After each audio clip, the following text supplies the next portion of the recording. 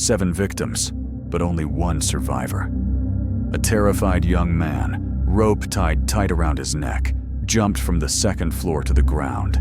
His face covered in burn scars, his body bruised all over. He only managed to gasp. "He's going to kill me!" The police raided the house. Inside were torture photos, bodies in the refrigerator, and a notebook, recording every second of the victims' torment, as if studying them. I am Detective Johnny, the one who specializes in reopening mysterious and horrifying cases.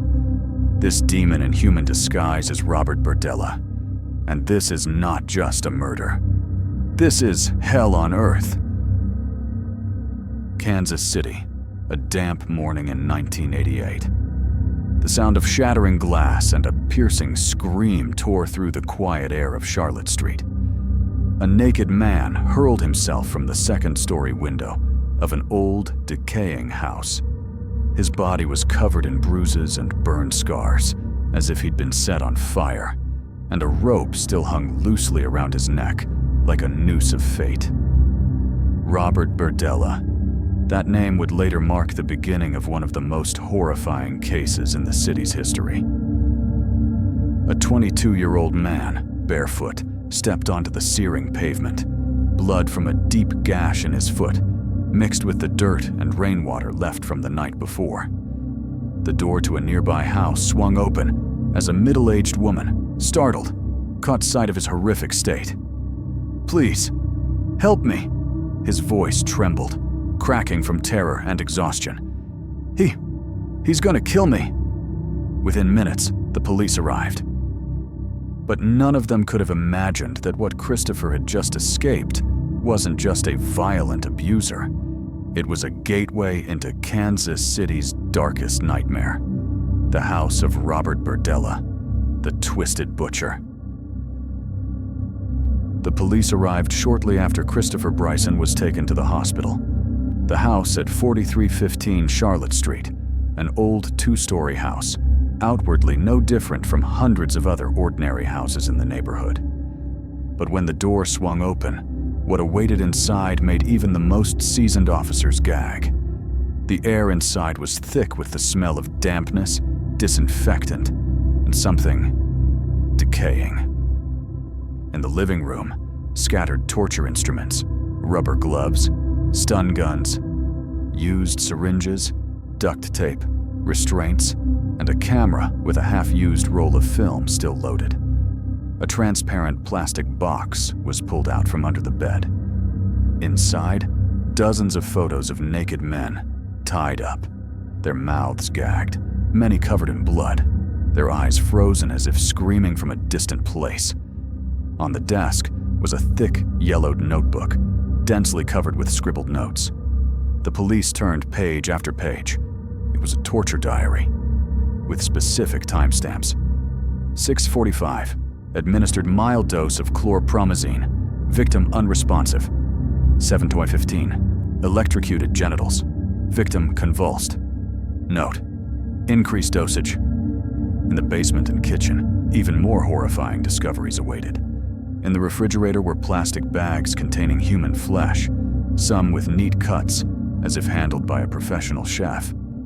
The one behind it all was the homeowner, Robert Andrew Berdella, 39 years old, lived alone. To his neighbors, he was a quiet man, a vintage goods dealer at a flea market who had connections with many artists and collectors. But in police records, this name was not unfamiliar. He had been arrested for raping a young man in 1966, but was acquitted due to lack of evidence. Now, all that was hidden beneath the facade of an educated, art-loving man had been revealed. A beast in human disguise. At the Kansas City Police Department interrogation room, Robert Berdella sat calmly, as if he had just finished filling out a tax form. There was no sign of panic, remorse, or resistance. He confessed to everything. 6 victims, all young men. Most were homeless, dropouts, street wanderers, or recently released from correctional facilities. anonymous names that society barely cared about. "No one was looking for them," Berdella said, his voice monotone. "I just observed human reactions when completely controlled." He recounted the cold hunting process in detail, like a biological experiment. Berdella often approached victims in parks, cheap motels, or flea markets, where he sold antiques. He acted kindly, inviting them home with appealing offers: a meal, a place to sleep overnight, even temporary work. Once inside the house, he would drug them or inject them with sedatives, taking them to the basement, which was prepared as a functional torture chamber, with chains, a metal bed, a tape recorder, a camera, and even a lighting system. From there, the nightmare began. He didn't kill them immediately. Instead, he kept them for days, sometimes weeks, injecting them with drugs, beating them, using stun guns, raping them, and forcing them to obey commands, while he himself recorded every reaction, every expression of pain, every plea, as if writing a dissertation. A police officer exclaimed when reviewing the notebook, he didn't see them as people. He treated them like test subjects, like rats. Berdella called it obedience training. To him, this was not a crime, but a game of absolute power. Victim number 1. July 1984. The summer heat blanketed Kansas City like a dry shroud. That same summer, a young man named Jerry Howell, 19, suddenly vanished without a trace. Jerry was an energetic, friendly guy, the son of an old friend of Robert Berdella's. He loved speed and was an amateur racer who often participated in small city competitions. Everyone liked Jerry for his enthusiasm, amiability, and ingenuous nature. That day, Berdella offered him a ride to a race. No one suspected it was a one-way trip, with no return. Instead of the road to the racetrack, Berdella drove straight to the haunted house on Charlotte Street. There, Jerry was offered a glass of wine. The glass had already been spiked with a sedative. Just minutes later, he lost control of his body. Berdella didn't wait long. He tied Jerry to the basement bed, beginning a 24-hour journey of torture and abuse. In his diary, Berdella recorded in emotionless handwriting: injected diazepam, 30 megabars, no reaction. Light flogging. Victim cried, begged. He injected more drugs, raped, then injected again, observed, noted. On and on, as if testing dosages on an animal. By the next morning, Jerry stopped breathing. His body could not withstand the mixture of drugs, abuse, and despair. Berdella didn't panic. He calmly placed the body in the bathtub, using a scalpel to dismember the corpse into several parts. Each night, he carried a few trash bags out, disposing of them in the dumpster like refuse. No one knew. No one suspected. Jerry became the first name on the list of missing victims, and the starting point for a hellish chain that lasted for many years thereafter. Victim number 2. April 1985. The Kansas City sky was gray. While the city bustled with its daily routine, a young man named Robert Bob Sheldon, 23, quietly vanished like smoke. Bob was homeless, a wanderer, an addict. But to Berdella, he was the ideal prey. Vulnerable, no close family, no one to report him missing. Before, Bob had come to ask for shelter a few times. Berdella let him stay, on the condition he remained silent and obedient. But this time, he didn't let Bob leave. He drugged Bob, tied him in the basement, and began a horrifying experiment that only a madman would conceive.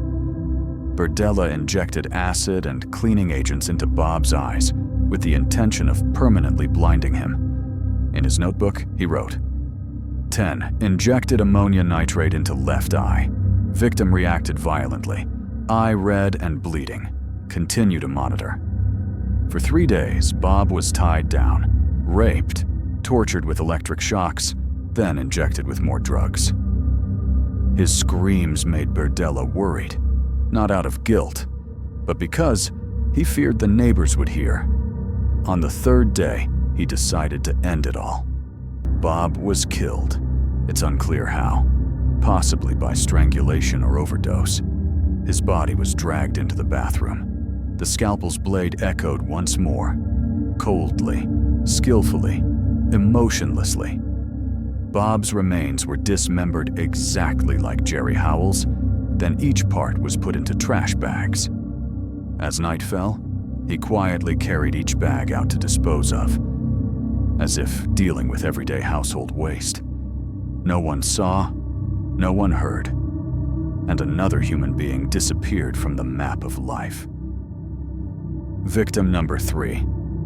June 1985. Kansas City welcomed the first heavy summer rain. Lightning flashed across the sky, signaling something dark approaching.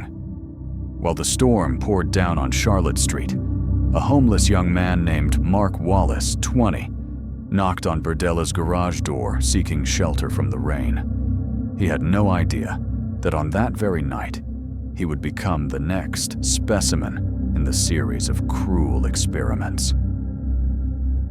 Berdella opened the door and immediately saw it as a perfect opportunity. No planning needed, no bait. Everything happened as naturally as a reflex. Mark was invited in. Just minutes later, he was drugged and tied to the wooden bed in the basement, where the smell of dampness and rusted metal still lingered heavily from previous victims. Then came the familiar torture: sedatives, electric shocks to the body, metal clamps on sensitive areas, recording every reaction. At that time, Berdella wrote in his notebook, "Victim did not resist much, injected 40 ketamine, began seizing after electric shock." Mark groaned, pleaded. But in Berdella's eyes, those groans were merely feedback signals. He saw no human, no soul, just a body being controlled. After a few hours, Mark's heart stopped beating. Death came not from a knife, but from nervous shock accompanied by an overdose of drugs. This time, there was no need to prolong it for days. Within just 24 hours, a life was extinguished in the rainy night. Mark's body was handled like the 2 previous victims, dismembered in the bathtub, cut into small pieces, put into trash bags. Outside, it was still raining.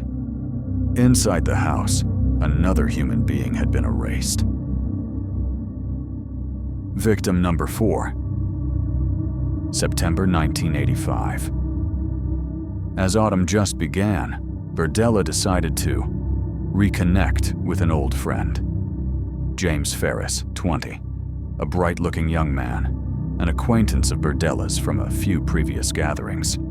Not close, but enough to trust each other.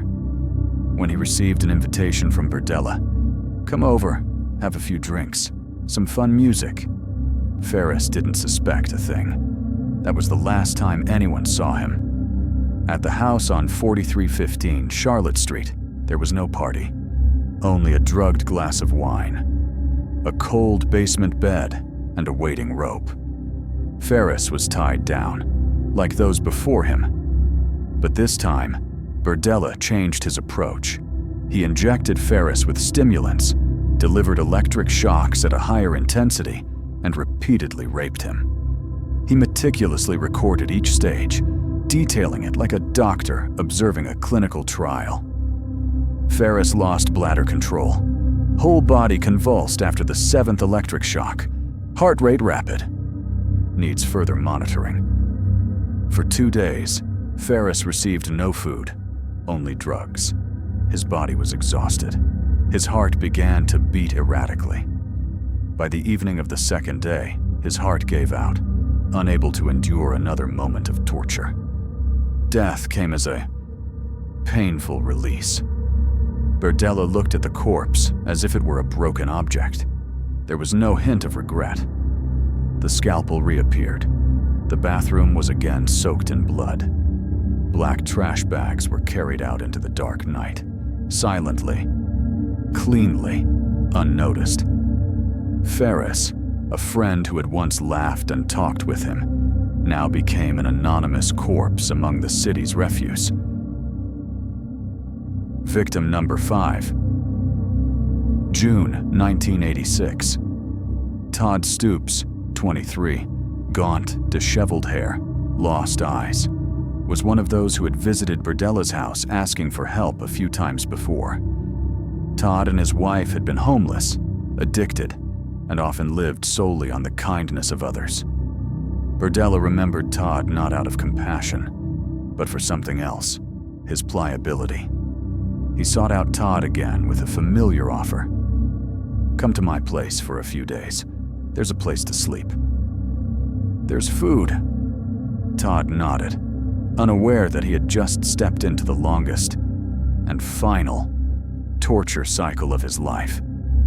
On the very first night, Berdella drugged and tied Todd to the basement bed frame. But unlike previous victims who were quickly killed, this time he was patient. 2 weeks, a literal hell. Todd was forced to stand for hours without sitting, forced to stay awake for days on end. Each time he collapsed, he was woken up with electric shocks or metal rods.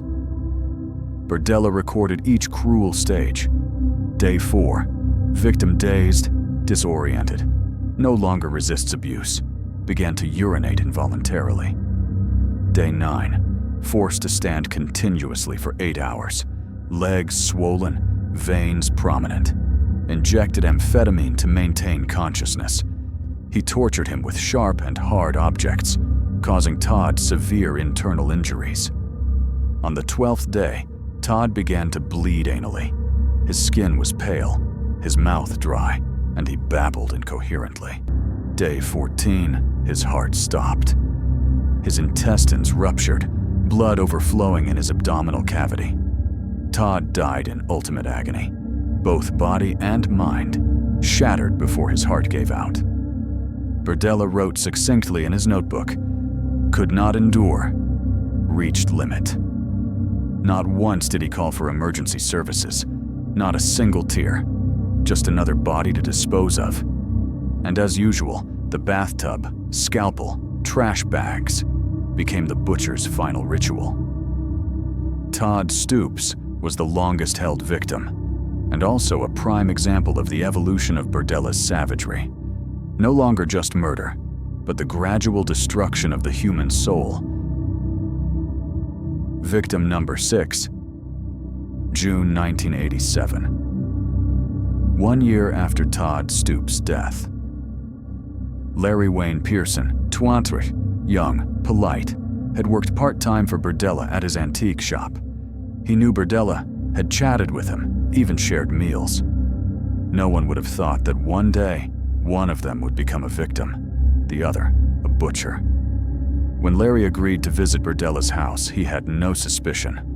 But this time, Berdella didn't need sedatives. He only needed trust. Larry was tied up that very night. No screaming, no resistance. But instead of killing him immediately, Berdella cultivated a new game. Longer, deeper, more sadistic. For 6 long weeks, Larry was held captive in the basement. Berdella forced him to call him master, to bow, obey commands, to submit like a domesticated animal. He tortured both body and mind, blindfolding him for days, hitting his ears to cause ringing and disorientation, electrocuting Larry when he made mistakes. And whenever he was good, he'd give him a little food or a few hours of sleep. But Larry didn't break. On the contrary, he gradually resisted in silence. And then, one day, when Berdella unlocked his handcuffs, Larry looked at him and said, "I'm going to tell the police. I remember everything you did." In that moment, Berdella didn't smile. He knew the game was over, and he wouldn't let anyone leave this place alive. He grabbed an iron bar, striking Larry hard on the head. The sound of bone breaking echoed like a hammer, nailing a coffin lid. Blood gushed onto the floor, and Larry collapsed, his eyes still wide open, as if wanting to utter a final word. Berdella returned to his familiar ritual. The body dragged into the bathroom, scalpel, black trash bags, each body part dismembered and then scattered into trash cans around the neighborhood. But this time, he made a mistake. Just a few months later, the next victim, Christopher Bryson, would jump from the second-story window, ending a nightmare that had lasted nearly 4 years. Victim number 7, April 1988. Among the long list of missing persons, one name wasn't erased. One person escaped that deadly basement. One person lived to tell it all. Christopher Bryson. 22 years old, a male escort. Christopher met Berdella when he was hired for entertainment through an acquaintance. Cash paid up front, private meeting at the house. It all seemed like a simple transaction. But when the door of 4315 Charlotte Street closed, hell began again. Berdella didn't wait long. He drugged Christopher, tied him to the bed, blindfolded him, and began the familiar chain of sadistic torture. Injections, electric shocks, continuous abuse. But this time, Christopher didn't break. He memorized, analyzed, and waited for an opportunity.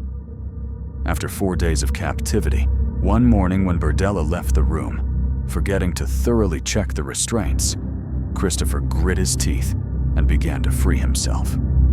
Blood flowed from the corner of his mouth as the rope cut into his gums, into his teeth. But he didn't stop. With his last ounce of strength, Christopher untied himself, smashed the second-story window with his bare hands, and threw himself to the ground. Naked, bloody, his neck still bearing rope marks, he ran for his life to a nearby house, pounding on the door, screaming, "Please, help me! He's gonna kill me!" The horrified neighbor pulled him in and immediately called 911. When the police arrived, they couldn't have imagined that the story Christopher was about to tell would open the door to one of the most gruesome cases in Kansas City's history. Within the next 48 hours, Berdella was arrested. Police searched the house and found everything: victim photos, torture diaries, torture instruments, bags of human flesh in the refrigerator. Each piece fit together to form a chain of murders that had spanned 4 years. And it was thanks to Christopher Bryson's survival that justice began to stir. In the hands of the police, Robert Berdella's thick notebook became the key that unlocked the gates of hell. Every page was a nightmare, each victim numbered, with dates, times, dosages, reactions, like a clinical trial. Day 1, restrained limbs, injected 25 mg diazepam. Victim became unconscious after 17 minutes. Day 2, used electric prod on chest area, still reacted. Day 3, deprived of sleep, started hallucinating, rambling, eyes red, panicked. It wasn't just torture. It was a process of destroying a human being from the inside out, depriving them of sleep, food, forcing submission, shattering their will before their body gave out. Whenever a victim died, Berdella would take the body to the bathtub, expertly dismember it, then put each part into black trash bags. Every night, he quietly carried each bag out, dispersing them into public trash cans around the neighborhood, as if he were cleaning up failed experiments. And he believed no one would ever know. Until Christopher Bryson, the 7th person, bit through his restraints, used his remaining strength to smash a second-story window, and threw himself out, dragging the entire city into a storm of truth. Only thanks to one survivor was the demon's diary finally opened. Robert Berdella was arrested, interrogated, and finally bowed his head in confession. He admitted to killing 6 people, each one listed like an inventory. But with what the police found, dozens of unidentified photos, diary entries that didn't match verified victims, and a house full of deadly remnants. Many investigators believed the actual number of victims could be in the tens. In court, Berdella appeared chillingly calm, not a single tear, no apology, not a hint of emotion. When asked why he meticulously documented every step of torture, injection, and electrocution, as if conducting scientific research, he merely shrugged. "I needed to monitor the progress, like a doctor recording a patient's medical history." In December 1988, Robert Berdella was sentenced to life imprisonment without parole. He died in his cell in 1992 from a heart attack, a death too lenient compared to what he inflicted. But the photos of bodies, the blood-stained notebook, and the house that once served as his crime laboratory still send shivers down the spines of Kansas City residents whenever his name is mentioned. Robert Berdella, the butcher in the shadows. I am Detective Johnny, the one who specializes in reopening mysterious and horrifying cases. The story of Robert Berdella is not just a gruesome case, but also a wake-up call about human indifference. He killed not out of anger, not out of hatred, but out of curiosity, out of a desire for control. He turned human beings into test subjects, and the most terrifying thing is that he saw nothing wrong with it. But what haunts me even more is that many of the victims were abandoned individuals, homeless, lost, no one looking for them when they disappeared. If Christopher Bryson hadn't escaped, perhaps the crimes would have continued in silence. And sometimes, just one person daring to run is enough to expose the entire darkness. If this story sends shivers down your spine, please share this video so more people know the truth, and subscribe to the channel to explore the latest cases together.